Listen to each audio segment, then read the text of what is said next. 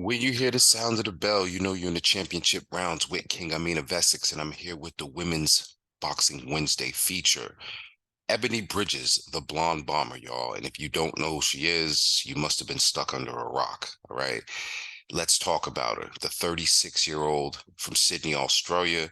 She is the current IBF Bantamweight champion. It's 118 pounds. She is 9-1 with 4 stoppages. Her amateur career, before we even get to the amateur career, she started off in karate, moved on to Muay Thai. So she has a solid martial arts background. She's also a current black belt in karate. But she was definitely athletic, also into competitive bodybuilding. So when she started in the amateurs, she accrued about 30 bouts. Um, yeah, pretty good career. Now, as far as her influences when it comes to boxing, she states Roy Jones Jr., of course, Oscar De La Hoya, makes sense, right? Both Golden Girls, okay. Anthony Mundine and Costa Zoo, Australia natives, or, big names in Australia. So I could see how those fighters influenced her as well. Um, Moving on from the amateurs, she went pro in 2019. Now, when she turned pro, she did well. She brought a lot of excitement to the weigh-ins. I think that was her hallmark. I think people might have doubted what she was doing. I think her signature fight was actually a loss to Shannon Courtenay. That was in her fifth professional fight. She lost a unanimous decision to Shannon Courtenay. I believe that was for the WBA belt.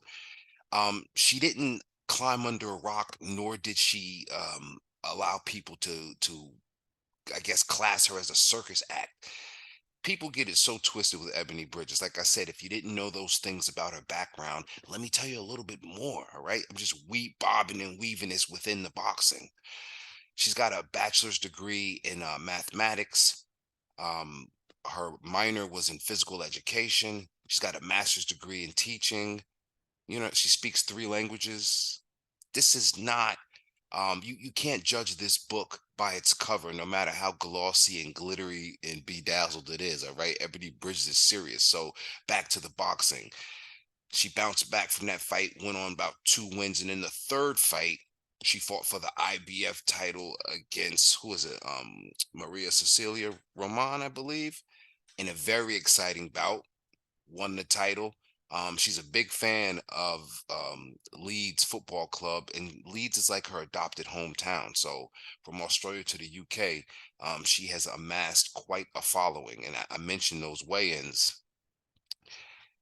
I mean, you'd be remiss to not market femininity outside of sexuality within boxing for the women that choose to do that. And if they can pull it off, then God bless them. All right.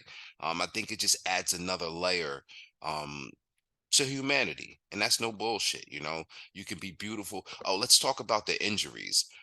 Wicked eye injury after the Shannon Courtenay fight. All right. Broken hand going in to her title defense. Okay. So when she won that title, um, she defended it in December of 2022 against shotgun Shannon O'Connell. And this was a highly contested bout. It was kind of like, the real boxer versus the strip and all this banter back and forth. But at the end of it, Ebanie Bridges won this fight by TKO. Like that, again, another signature bout. She's an exciting fighter. She's very entertaining. Oh, and then I mentioned she's a trainer. She is training OnlyFans sensation and somebody who I admire, not just because of her artistic endeavors. I'm serious, Ellie Brooke. So she's managing and helping to train Ellie Brooke over there with Mark Tibbs. Yo, she's a phenomenon and she's phenomenal. Much respect to Ebanie Bridges. Who knows what's going on next in the bantamweight division? You do got Nina Hughes and Dina Thursland available, but yeah, Ebanie Bridges, man, she's a hell of a fighter. Salute to her. Salute to you guys for tuning in. Support women's boxing this weekend, man. It's a hell of a fight. All right, Katie Taylor versus Chantel Cameron. So this is why, man. Women's boxing is boxing, and boxing is what brings us together. We out of here, ladies and gentlemen.